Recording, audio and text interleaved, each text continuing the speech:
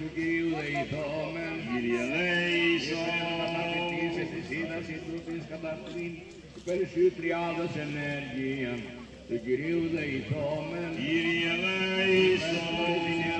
Χάρη που ήτρωσε ευλογία του Ιορδάνου του Κυρίου δεηθόμεν, Κύριε ελέησον. υπέρ του γενέστε αυτό είδων αλωμένων εις το αιώνιο, του Κυρίου δεηθόμεν, Κύριε ελέησον.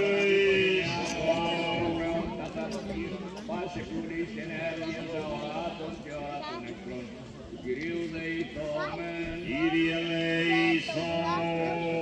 την ημάς εμπληστήν Αγίας μου τετρίδα των τούτων μεταλήψεως, η αοράτα επιφανία του Αγίου Πνεύματος, του Κυρίου δεηθόμεν, Κύριε ελέησον. αντιλαβούσας των ελέησον και διαφύλαξον ημάς ο Θεός της ηγάρητε, Κύριε ελέησον.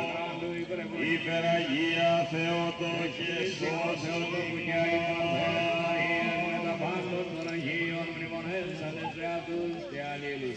Βάζον εν ζωήν ημών Χριστό το Θεό παραδόμεθα. Συ Κύριε. Ήμουν και φιλάνθρωπος ως υπάρχεις εσύ την νόξαν αναπευόμεν.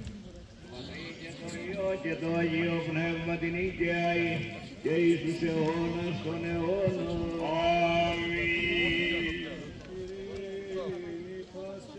Και το πνεύμα σου. Κύριο κλείνομαι. Σε Κύριε.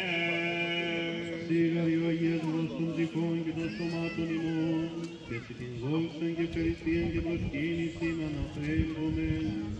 Στην το ανάρχος του Πατρί και του Παναγίου και αγαθό και ζωοποιός του Πνεύματι, νυν και αεί, και εις τους αιώνας των αιώνων.